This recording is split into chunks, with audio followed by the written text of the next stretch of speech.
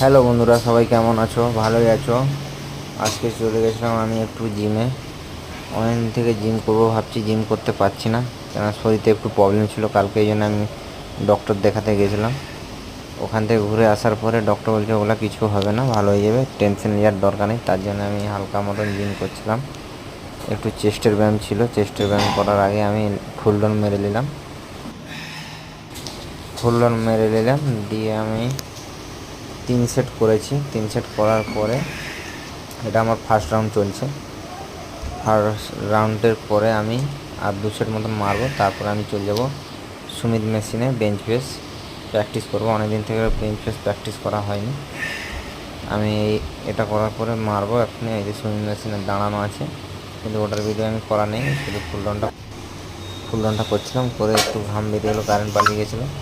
Tata bye bye. কেমন হয়েছে বলো, দিয়ে তোমরাও মারো।